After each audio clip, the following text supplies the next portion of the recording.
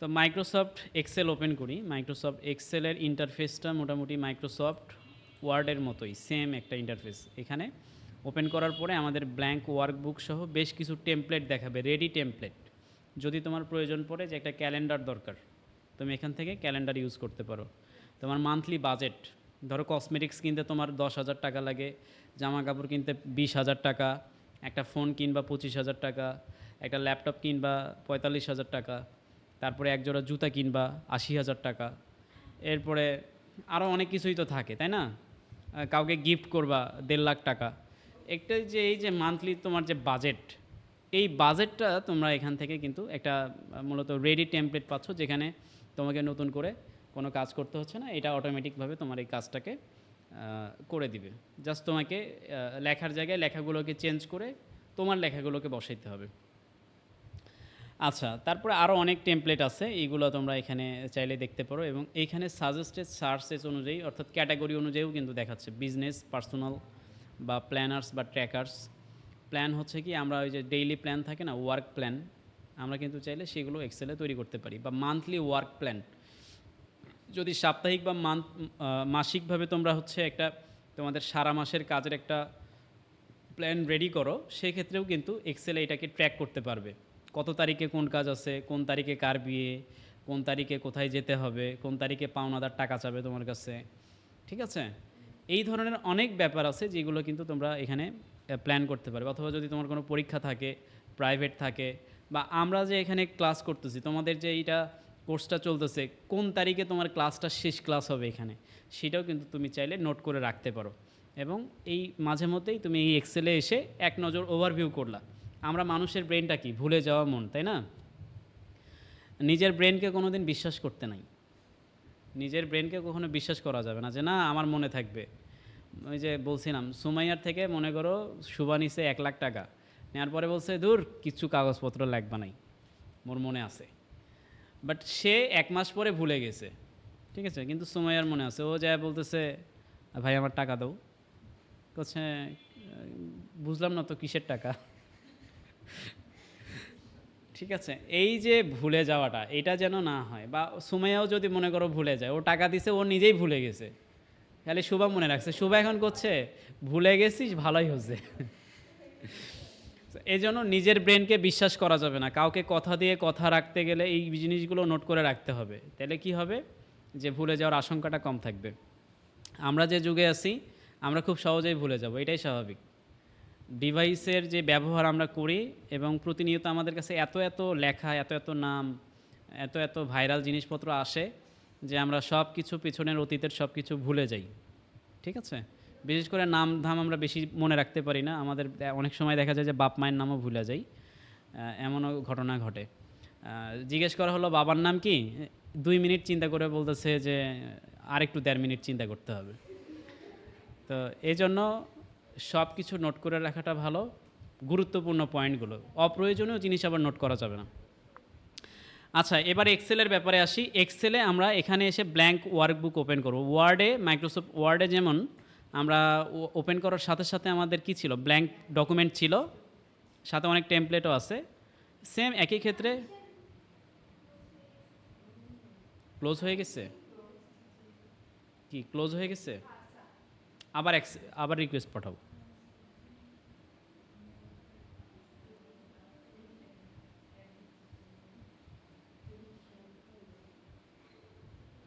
মানে কম্পিউটারে কি বন্ধ হয়ে গেছে? দেখো তো কি অবস্থা।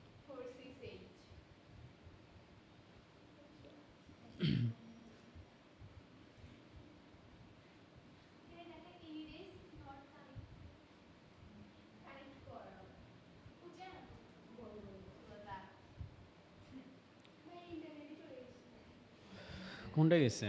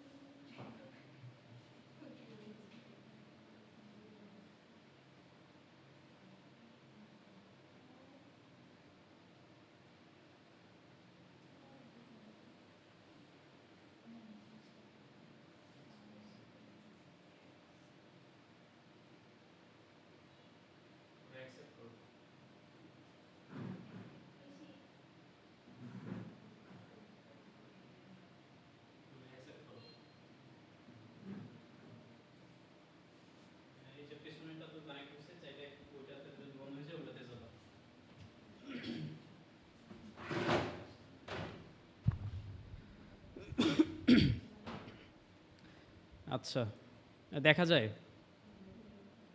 দেখা যায়। তাহলে দেখো এখানে ব্ল্যাঙ্ক ওয়ার্কবুক আছে, ব্ল্যাঙ্ক ওয়ার্কবুক আমরা আগে ওপেন করি। ব্ল্যাঙ্ক ওয়ার্কবুকের কাজ কি বা এখানে কেমন কি দেখায় বা কি হয়? ব্ল্যাঙ্ক ওয়ার্কবুক হচ্ছে ব্ল্যাঙ্ক ডকুমেন্টের মতো একটা ফাঁকা পৃষ্ঠা, সাদা পৃষ্ঠা। বাট এখানে সাদা পৃষ্ঠা নাই, এটা কি দেখাচ্ছে?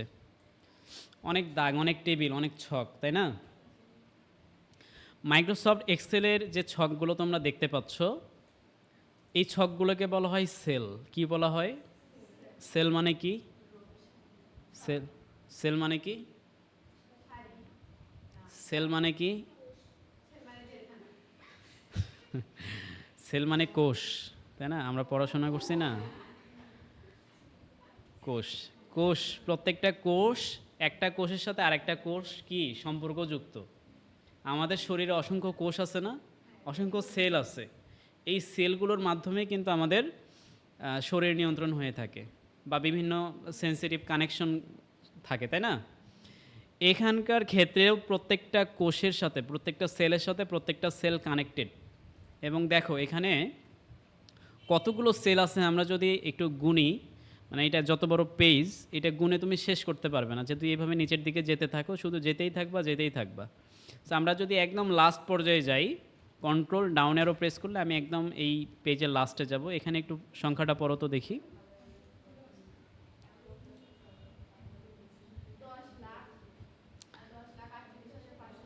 আচ্ছা, 10,48,576টা এখানে জাস্ট রো আছে। কি আছে?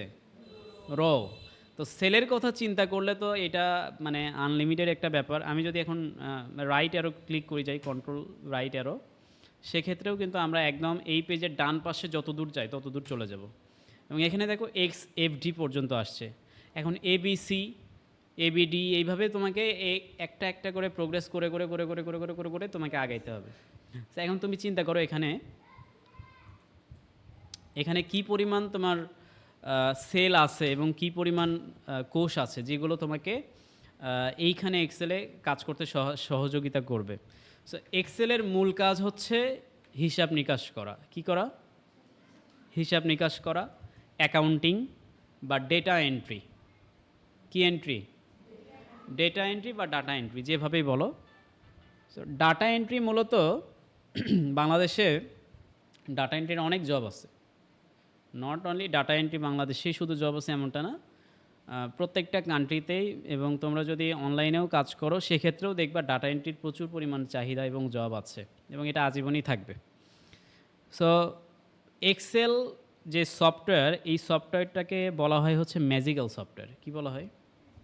Magical software. এটা হচ্ছে একটা ম্যাজিক, একটা আলাদিনের চেরাক। তুমি যদি ভালো এক্সেল জানো, তুমি মনে করো জাদু জানো। ঠিক আছে? কেন এই কথা বলছি? আমরা বাংলাদেশে যারা চাকরি করতে চাই, খুব সহজে একটা জব পেতে চাই, চাকরি পেতে চাই, আমাদের জন্য এক্সেল জানাটা অপরিহার্য একটা ব্যাপার। বাংলাদেশে যেমন ইংরেজি জানা ব্যক্তি বসে থাকে না, বেকার থাকে না, কর্ম থাকে বা কোনো সমস্যা থাকে না, সেম একইভাবে এক্সেল জানা লোকেরও প্রচুর চাহিদা থাকে। কেউ এক্সেল জানে কিন্তু বসে আছে বেকার, এমনটাও খুঁজে পাওয়াটা খুব দুষ্কর, খুব একটা পাওয়া যায় না। ঠিক আছে? যাদেরকে পাওয়া যাবে তারা কাজে অ্যাপ্লাই করে না, ব্যাপার হচ্ছে এটা। সো এক্সেল হচ্ছে খুবই ম্যাজিক্যাল সফটওয়্যার। কীভাবে এটা ম্যাজিক এবং কেন এটাকে এইভাবে ডাকা হচ্ছে, এই ম্যাজিক কেন বলা হচ্ছে? কারণ এইটার বেশ কিছু ফিচার আছে, এবং বেশ কিছু ফিচার বলতে এই পুরা এর যত ফিচার আছে সবগুলোই মূলত খুবই ইউনিক এবং খুবই কার্যকরী একটা মেথড। অর্থাৎ এখন তো ইন্টারনেটের সময় আসছে। ইন্টারনেটের এই সময়ে এক্সেলকে কেন্দ্র করে, এক্সেলের এই কার্যক্রম বিধিগুলো ফলো করে অনেক অনেক ইনভেন্টরি ম্যানেজমেন্ট সফটওয়্যার তৈরি হয়েছে, যেগুলো ওয়েব বেস সফটওয়্যার। ধরো কেউ টালি খাতা অ্যাপ ইউজ করছো নাকি? নামই শোনো নাই? টালি খাতা অ্যাপ স্টোরে গেলে টালি খাতা একটা অ্যাপ পাবা, দেখবা যে দোকান থেকে খরচ করছো, কিনে আনছি বাকিতে, বাসায় আসার আগেই মেসেজ ঢুকছে 500 টাকা বাকি। ঠিক আছে? তা এই ধরনের টালি খাতা অ্যাপ বা অনেক ইনভেন্টরি ম্যানেজমেন্ট অ্যাপ আছে, অনেক স্টক ম্যানেজমেন্ট সফটওয়্যার থাকে। ধরো অনেক প্রতিষ্ঠান থাকে যেগুলোর শত শত প্রোডাক্ট থাকে। কোনো একটা ফ্যাক্টরি ধরো মোজোর কোম্পানি প্রত্যেকদিন কত টাকা কতগুলো মোজো প্রোডাকশন দিচ্ছে তার তো একটা হিসাব থাকা চাই, তাই না? যদি হিসাব না থাকে তো এটার প্রফিট কিভাবে বের করবে, ব্যবসা লাভ হইলো না লস হইলো কেমনে বের হবে? এই জিনিসগুলো প্রোগ্রেস করতে গেলে কিন্তু বিভিন্ন ইনভেন্টরি ম্যানেজমেন্ট সফটওয়্যার ইউজ করতে হয়। সেটা এক্সেলও ব্যবহার করতে পারে, আবার চাইলে এক্সেলের মতোই অনেক সফটওয়্যার আছে সেগুলোও চাইলে ব্যবহার করা যায়। তো এক্সেল সবথেকে বহুল ব্যবহৃত একটা ইনভেন্টরি ম্যানেজমেন্ট সফটওয়্যার আমরা বলতে পারি। এর কারণ হলো এক্সেল ছোট বড় সব প্রতিষ্ঠানই ব্যবহার করতে পারে। ছোট বড় সব প্রতিষ্ঠানই ব্যবহার করতে পারে, ফ্রিতে ব্যবহার করতে পারে। যদিও এক্সেল কিন্তু ফ্রি না, আমরা যে মাইক্রোসফট অফিস ব্যবহার করতেছি এই অ্যাপ্লিকেশনটা সফটওয়্যারটা এটা কিন্তু ফ্রি সফটওয়্যার না। ঐশী কি ঘুমাচ্ছ? তো আমাদের এই সফটওয়্যারটা হচ্ছে একদম প্রিমিয়াম একটা সফটওয়্যার, যেটা আমরা বাংলাদেশে ব্যবহার করি। মনে করো যে চুরি করে ব্যবহার করি, বা কেউ চুরি করছে তার থেকে কিনে নিয়ে ব্যবহার করি, বা কেউ চুরি করছে সে আবার দান করছে তার থেকে নিয়ে আমরা ব্যবহার করি। এই টাইপের ব্যাপার আর কি। এগুলোকে বলা হয় crack software. So premium software কিনে ব্যবহার করলে আরও অনেক বেশি ফিচার থাকে, অনেক সুবিধা থাকে যে জিনিসগুলো আমরা ফ্রিতে পাই না। বাট ফ্রিতে ব্যবহার করেও মোটামুটি যে ফিচার পাওয়া যায় এটা অনেক বেশি কিছু। তো এক্সেলকে মূলত কি কি কাজে ব্যবহার করা হয় আগে একটা ওভারভিউ নেই। এক্সেলকে প্রতিষ্ঠানগুলো কি কি ধরনের প্রতিষ্ঠানে ব্যবহার করা হয় যদি একটু ক্যাটাগরি ওয়াইজ দেখি।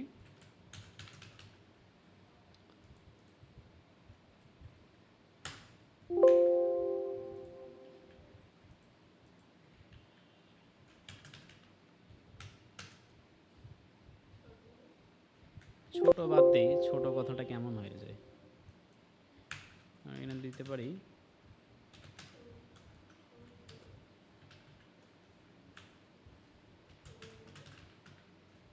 ক্ষুদ্র প্রতিষ্ঠান।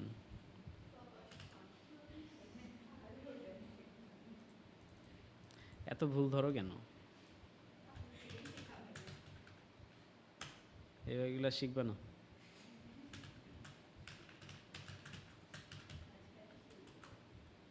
আর একটা কি? বৃহৎ শিল্প। এখন এই যে তিনটা ক্যাটাগরি আমরা মেইন ক্যাটাগরি আমরা তৈরি করলাম, এই ক্যাটাগরিগুলোর মধ্যে বলতে গেলে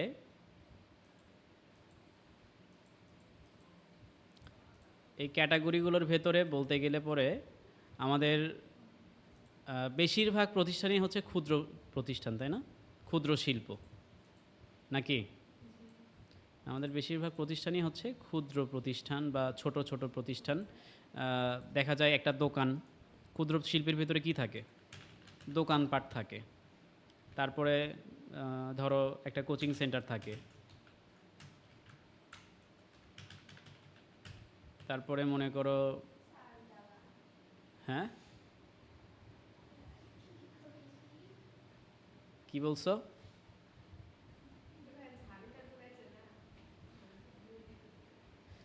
ওই যে দোকান তো লিখেই দিলাম, দোকানের মধ্যেই তো সব।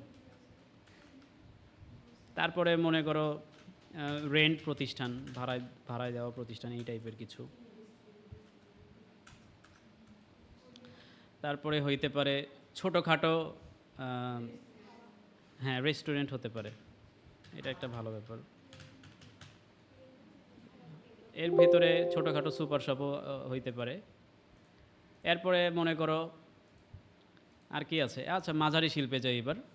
মাঝারি শিল্পের ভেতরে গেলে তোমরা দেখতে পারবা বিভিন্ন পোশাক উৎপাদন শিল্প আছে, বা বেকারি, বেকারি থাকতে পারে প্রতিষ্ঠান। ফার্মেসি হইতে পারে, ফার্মেসিও যদিও ছোট বড় ফার্মেসি থাকে।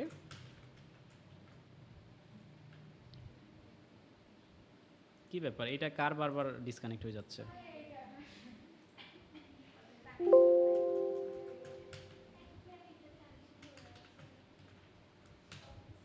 ফার্মেসি থাকতে পারে, এরপরে বিভিন্ন ছোটোখাটো হসপিটাল থাকতে পারে, প্রাইভেট ক্লিনিকগুলো, হসপিটাল না লিখে বলি ক্লিনিক, ইত্যাদি ইত্যাদি। এরপরে বৃহৎ শিল্পে গেলে কলকারখানা আছে, তারপরে গার্মেন্টস আছে, তাই না?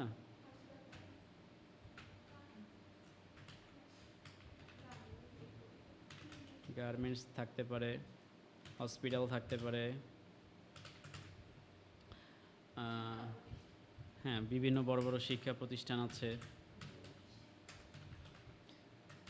এখন ইত্যাদি ইত্যাদি। আমরা ধারণা পেলাম যে আসলে কী কী ধরনের প্রতিষ্ঠান এক্সেল ব্যবহার করে মূলত নিজেদেরকে প্রোডাক্টিভ করে।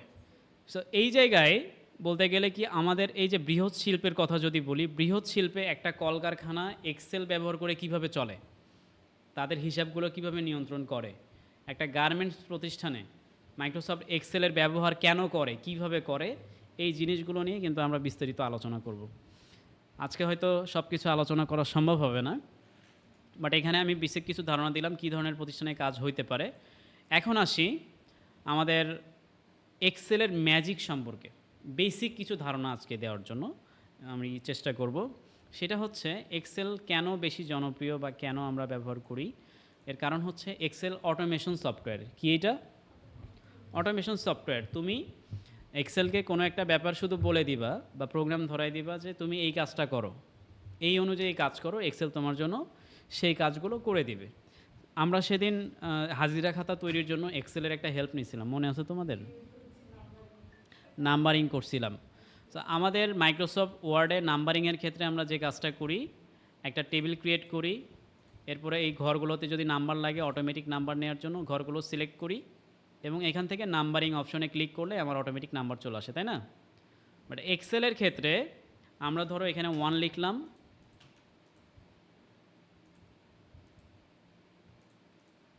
এখানে 1 লিখলাম এবং এরপরে লিখলাম 2। এর ফলে এক্সেল বুঝে গেল যে 1-এর পরে যদি 2 হয়, 2 এর পরে কী হবে, এই জিনিসটা এক্সেল বুঝে যাবে। সো এইখান থেকে আমি এই যে ডট পয়েন্টটা দেখতে পাচ্ছি, সবুজ কালার একটা ডট পয়েন্ট, এই ডট পয়েন্টটাকে যদি আমি ধরে টানি, ক্লিক করে ধরে টানতে হবে, তাহলে আমি পরের যে সংখ্যাগুলো আছে এগুলো পেয়ে যাচ্ছি। সো এখানে আমরা যদি শুধু 1 দেই, 1 দিলে কিন্তু শুধু 1টাই কপি হবে, ঠিক আছে? তোমাকে বলতে হবে 1-এর পরে 2 হবে না 1-এর পরে 5 হবে। 1-এর পরে যদি 5 দেই তাহলে কি দাঁড়াবে বলো? 1-এর পরে 5 যদি হয় তাহলে কি হবে, কি কেমনে ক্যালকুলেশন করবে? 5-এর পরে 10, 5 সংখ্যা পর পরে যে সংখ্যাটা আসবে সেইটা সে ক্যালকুলেট করবে। মানে ওই সিস্টেমটা তাকে বুঝাইয়ে দিতে হবে, ঠিক আছে? আচ্ছা, তারপরে এটা গেল সংখ্যার ব্যাপার, সংখ্যা কেটে দিই। এরপরে আসি আমাদের ধরো স্বাভাবিকভাবে আমাদের ডেট আছে, আমাদের মান্থ আছে, আমাদের ইয়ার আছে। আমরা যদি ডেটে যাই, ডেট গেল, মনে করো আমাদের যে দিনগুলো আছে, বার আছে, আজকে কী বার? ওয়েডনেসডে, তাই না? বানান কি ঠিক আছে? ওয়েডনেসডে আমরা লিখলাম। ওয়েডনেসডের পরে আমরা যদি এই বাটনটাকে ক্লিক করে ধরে নিচের দিকে টানি, এর পরের যে দিনগুলো আছে সেগুলো কিন্তু অটোমেটিক বের হয়ে আসবে, ক্যালকুলেশন হয়ে যাবে। এবং তারপরে ধরো তোমার মান্থ তুমি বের করবা, জানুয়ারি মান্থ থেকে শুরু করবা অথবা অন্য কোনো মাস থেকেও শুরু করতে পারো। কী মাস এটা? জুন। সো জুনের পরে কী মাস সেটাও কিন্তু এক্সেল খুব ভালো করে জানে, ঠিক আছে? আচ্ছা, আর কি আছে? ইয়ার হইতে পারে বা যে কোনো সংখ্যা হতে পারে, এটা কিন্তু অটোমেটিক ক্যালকুলেট করবে। আবার এমন মনে করো না যে আরে ভাই এগুলা পারতেছে, তাইলে আমরা এখন এখানে একটা কাজ করি, আমরা এখানে লিখি হচ্ছে ঐশী। এখন ঐশীর পরে হবে শুভা, শুভার পরে হবে রিচি, রিচির পরে হবে সুমাইয়া। এমন হওয়ার কথা নাকি? এমন কিন্তু হবে না, মানুষের নামের ক্ষেত্রে এমনটা হবে না। জেনারেল যে ব্যাপারগুলো আছে সেগুলোর ক্ষেত্রে কিন্তু এক্সেল সহযোগিতা করবে। এবং একই সাথে আমরা এক্সেলে আজকে বেসিক কিছু যোগ বিয়োগ গুণভাগ করব। আজকে এক্সেলে যে যোগ বিয়োগ গুণভাগটা যেটা হয়, যেটার মূল কনসেপ্ট, এক্সেলের মূল কাজ, যেখানে গল্প করো না, একটু মনোযোগ দাও। এক্সেলের মূল যেই সিস্টেমটা তোমাদের জানা দরকার সেটা হচ্ছে যোগ বিয়োগ গুণ ভাগ আর হচ্ছে পার্সেন্টেজ বের করা। কয়টা বললাম? যোগ বিয়োগ গুণ ভাগ আর পার্সেন্টেজ, এই কয়েকটা জিনিস তুমি যদি ভালোভাবে প্রপার ওয়েতে একবার শিখে ফেলতে পারো, বাকি যে ব্যাপারগুলো আছে এগুলো ধীরে ধীরে তুমি শিখে যাওয়া বা তুমি টুকটাক কাজ করতে পারবা, ঠিক আছে? বাট আমাদের বাংলাদেশে যে ধরনের প্রতিষ্ঠানগুলো আছে বেশিরভাগ ক্ষেত্রে আমাদের এই বেসিক যোগ বিয়োগ গুণ ভাগগুলোই কাজে লাগে, ঠিক আছে? এখন আমরা ধরো কিছু যোগ বিয়োগ গুণ ভাগ করবো, আমি কিছু র্যান্ডম সংখ্যা নিচ্ছি, এখানে 10 নিলাম, এখানেও 10 নিলাম, কী ব্যাপার মাউস নড়ায়ও না। এগুলোকে আমি সিলেক্ট করে একটু সংখ্যা বাড়ায় নিলাম। এখন দেখো 10-এর সাথে 10 যোগ করব। এই 10-এর সাথে 10 কিভাবে যোগ করা যায় একটু খেয়াল করো। না, যোগের জন্য তো যোগ আছেই। সো আমরা এখানে মূলত যোগ করার জন্য ব্যবহার করব ইকুয়াল সাইন, সমান সমান চিহ্ন। তুমি যখনই ক্যালকুলেশন করবা তোমার এই চিহ্নটা লাগবে, এটাকে ছাড়া তুমি ক্যালকুলেশন করতে পারবে না। তাহলে আমরা এখানে সমান সমান দিলাম, এরপরে 10কে ধরলাম। 10কে ধরার পরে এখানে খেয়াল করো E16 দেখাচ্ছে, এটার কারণটা কি? E16 দেখাচ্ছে, এর কারণ হচ্ছে এখানে এই সেলের নাম্বার হচ্ছে ই আর এই দিক থেকে 16। সো এই সেলগুলো সম্পর্কে আমাদের মোটামুটি ভালো একটা ধারণা কিন্তু থাকতে হবে। আমি যদি এইভাবে মাউস দিয়েও ক্লিক না করি, জাস্ট আমি যদি এখানে লিখি E116, তাহলেও কিন্তু ওই সেলটাকেই ধরবে। যখন তুমি অনেকগুলো সেল নিয়ে কাজ করবা, মাউস দিয়ে ধরার কিন্তু টাইম নাই, তখন তোমাকে পড়তে হবে এখান থেকে ই কলামে 16 নাম্বার রোতে আছে, এই নাম্বারগুলো মনে রাখতে হবে। এরপরে প্লাস দিব, আমরা যদি যোগ করি প্লাস ইউজ করবে, যোগ যোগ যোগ চিহ্ন। তোমাদের এই যোগ বিয়োগ গুণ ভাগ চিহ্ন কোথায় আছে জানো? কিবোর্ডের একদম ডান পাশে যে সংখ্যাগুলো আছে এখানে দেখো, একটু খেয়াল করলে উপর থেকে নিচ পর্যন্ত ভাগ, গুণ, বিয়োগ এবং প্লাস চিহ্নটা আছে। আমাদের যে স্টার মার্কটা, এটা হয় গুণ চিহ্নর জন্য ইউজ করা হয়, ঠিক আছে? সো আমরা এখানে 10-এর সাথে 10কে যোগ করব। আমি প্লাস দেওয়ার পরে আবার এই 10কে সিলেক্ট করলাম এবং ইন্টার বাটন প্রেস করলাম, রেজাল্ট চলে আসছে। এখন বাকিগুলোর যে যোগফল সেগুলো কিভাবে বের করব? সেম একইভাবে, নাকি? সেম একইভাবে বলতে একবার তো করেই ফেলছি। এখন জাস্ট এই 20কে ক্লিক করব এবং এইটার যে ডট পয়েন্টটা আছে, সবুজ ডট পয়েন্ট, এটাকে ক্লিক করে ধরে যদি আমি নিচের দিকে টানি, আমার বাকিগুলোরও কিন্তু যোগফল বের হয়ে আসবে। বুঝতে পারছো? একইভাবে তুমি বিয়োগ করতে পারো। ধরো এখানে বিয়োগ করবা, এই সংখ্যাগুলো কেটে দিলাম, 10 থেকে 10 বিয়োগ করবে, তাহলে সমান সেম একই পদ্ধতিতে 10 বিয়োগ 10 ইন্টার করে দিলা, 0। এখন এটাকে যদি এইভাবে টানো সব 0 আসবে। একইভাবে ভাগ করবা, ইকুয়াল 10 ভাগ, এই যে আমাদের যে স্ল্যাশটা আছে ডিভাইডেড, এটাই হচ্ছে ভাগ, মনে রাখতে হবে। আবার ওই কি বলে, হারিকেন জ্বালায় খুঁজো না বাংলা ভাগ চিহ্ন কোথায়, এটা খুঁজে পাওয়া যাবে না। 10কে সিলেক্ট করলাম, ইন্টারপ্রেস করে দিলাম, আমাদের ভাগটাও চলে আসলো। এবং সেম একইভাবে আমরা এই ডট পয়েন্টটাকে ধরে যদি টানি, আমাদের এই সংখ্যার রেজাল্টগুলো কিন্তু আমরা পেয়ে যাব। গুণটাও কিন্তু একইভাবে হবে, গুণটা আর দেখাচ্ছি না। এখন সতর্কমূলক কিছু ব্যাপার বলি, সেটা হচ্ছে ধরো আমরা অনেকে যেটা করি 10-এর সাথে 10 টাকা এইভাবে লিখি, এভাবে লিখি না? তাহলে এই 10 টাকার এই 10 টাকা কয় টাকা? এখন যদি ক্যালকুলেশন করি 10 যোগ 10 কি দেখাচ্ছে? ভ্যালু দেখাচ্ছে, ইরোর দেখাচ্ছে। এটা দেখানোর কারণ কি? এটা দেখানোর কারণ হচ্ছে যোগ বিয়োগ গুণ ভাগ কার সাথে হয়? সংখ্যার সাথে, কোনো চিহ্নের সাথে তো হয় না, কোনো নামের সাথে হয়? শুভা প্লাস ঐশী, এটার রেজাল্ট কি হবে? কাউসার হাবিব। তার মানে আমরা এখানে কনসেপ্টটা ক্লিয়ার থাকতে হবে যে আমার সংখ্যার সাথে যেন কোনো সিম্বল না থাকে, ঠিক আছে? কোনো ধরনের টাকার চিহ্ন, ডলারের চিহ্ন বা কোনো ধরনের অন্য কোনো চিহ্ন থাকা যাবে না। এখন আমি যদি এই চিহ্নগুলো কেটে দেই, এই চিহ্নগুলো কাটলেই কিন্তু আমার এইটার রেজাল্টটা আমি পেয়ে যাব। আবার অনেক ক্ষেত্রে যেটা তোমরা করবা, ভুল করবা, এই ভুলটা সবাই করে মোটামুটি, নতুনদের ক্ষেত্রে মোটামুটি বেশিরভাগই করে। সেটা কি তারা করে কি 10 যোগ 10। এখন এখানে এসে কি করে সমান সমান 10, এখন কেঙ্কা করে কার সাথে যোগ করবি, পাচ্ছে না খুঁজে। বলে যে ভাইয়া কেমনে কি করব, এনে তো 10-এর সাথে 10 যোগ করলাম, কিন্তু এখন কাকে ধরবো? এইভাবে কিন্তু রেজাল্ট আসবে না। তোমার বুঝতে হবে যে একটা সেলে একটা সংখ্যাই থাকবে, একটা সেলে একটা সংখ্যাই থাকবে। এখানে প্রোগ্রামটা সেইভাবে সাজানো আছে, এই সেলে শুধু 10ই থাকবে, এবং এই সেলে তোমার ওইটার সাথে যেটা যুক্ত করতে চাও, যোগ করতে চাও, বিয়োগ করতে চাও, গুণ করতে চাও, ভাগ করতে চাও, সেই সংখ্যাটা থাকবে। প্রত্যেকটা সেলে আলাদা আলাদা সংখ্যা থাকবে এবং এই সেলের সাথে এই সেল এবং অন্যান্য সেলের সাথে তুমি যোগ বিয়োগ গুণ ভাগ করতে পারবে। এটা মনে রাখতে হবে। আর একটা সতর্কতা, সেটা হচ্ছে 10-এর সাথে যদি আবার কেজি লিখে রাখো, ধরো 10 কেজি আটা কিনছো, মনে করো মেকআপের দাম বেশি হয়ে গেছে, 10 কেজি আটা কিনে নিয়ে গেলা। এখন 10 কেজি আটার দাম নিচে হচ্ছে 50 টাকা করে পার কেজি, ঠিক আছে? তাইলে তোমার এখন এইটাকে হিসাব করে বের করবা যে 50 গুণন 10 দিলেই তো তোমার মোট টোটাল বের হয়ে আসবে। তাহলে ইকুয়াল সাইন দিলা, 50 গুণন 10 দিচ্ছ, আবার ওই ভ্যালু আসতেছে। কারণ কি, এখানে সংখ্যার সাথে কোনো নাম আছে বা কোনো মেথড আছে বা কোনো সংখ্যা আছে, সংখ্যা নাই, কোনো চিহ্ন আছে।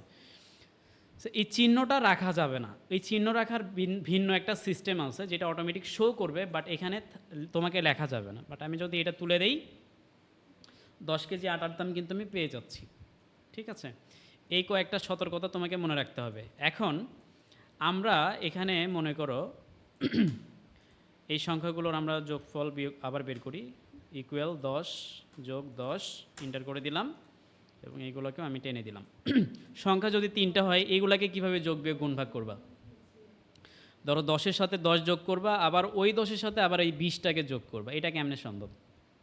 এটাও সেম একই পদ্ধতিতে। ইকুয়াল 10 যোগ 10 যোগ 20, এইভাবে ক্লিক করতে হবে, ঠিক আছে? এইভাবে তুমি যত খুশি করতে পারো। আবার চাইলে ধরো যে 10-এর সাথে 10 যোগ হবে এবং এই যোগফলটা যেটা হবে তার সাথে বিয়োগ হবে এই 20। দেখো আমি এখানে প্লাস ইউজ করছি, 10-এর সাথে 10 যোগ হবে এবং এই যোগফল কত হবে? 20 হবে। ওই 20-এর সাথে এই 20টা মাইনাস করব আমি। এখন যদি ইন্টার করে দেই, রেজাল্ট কি? 0, মানে যোগফল ওই ফলাফল যেটা হবে সেটাই আসছে। আবার আরেকটা জিনিস চিন্তা করো, আমি এখানে ফলাফল বের করলাম, বের করার পরে আমার এখন এখানে ইন টোটাল লাগবে, মোট এই সর্বমোট এই সংখ্যাগুলোর যোগফল কত হয়, আমি এইটা চাচ্ছি, ঠিক আছে? এটা কিভাবে বের করব? এইটা বের করা আরও অনেক সোজা। জাস্ট এই ঘরে ক্লিক করবা বা তুমি যেই ঘরে রেজাল্টটা নিতে চাও সেই ঘরে ক্লিক করতে হবে। তো আমরা এখানে রেজাল্ট চাই, আমি এখানে এই ঘরটাকে কালার করে দিলাম। এই ঘরে আমি রেজাল্ট চাচ্ছি, তাহলে আমি এই ঘরে ক্লিক করে এখানে যে অটো সাম অপশন দেখতে পাচ্ছ, অটো সাম, এই অপশনে ক্লিক করবা। এই সম্পূর্ণ সেলকে সে ক্যালকুলেশন করে ফেলবে। এখন ইন্টারপ্রেস করে দাও, তোমার সর্বমোট তুমি যে যোগফলটা সেটা পেয়ে যাচ্ছ। এখন অনেকের আবার প্রশ্ন থাকে, এটা আসলে দুষ্টামি করেই বলে না, আসলে সত্যি সত্যি সিরিয়াসভাবে বলে, আমার জানা নাই, বলে যে ভাইয়া একসাথে সবগুলোকে কেমনে বিয়োগ করবো একটু দেখেন তো। তা এখন একসাথে কি সব কখনো বিয়োগ করা যায়? একসাথে কেমনে বিয়োগ করবা বলো? এটা তো কোনো গণিতে তো এর কোনো রেজাল্ট মানে সিস্টেমই নাই। একসাথে সব যোগ করা যাবে, বাট বিয়োগ করতে গেলে একক সংখ্যা হতে হয়। একটার সাথে একটা যোগফল আগে বের করতে হবে এবং তারপরে তার থেকে বিয়োগ করতে হবে, তাই না? আবার একসাথে যদি গুণ করতে চাও, একসাথে যদি ভাগ করতে চাও অনেকগুলো সংখ্যাকে, কাজ হবে? হবে না। এই কনসেপ্টগুলো মাথায় রেখে মূলত কাজ করতে হবে।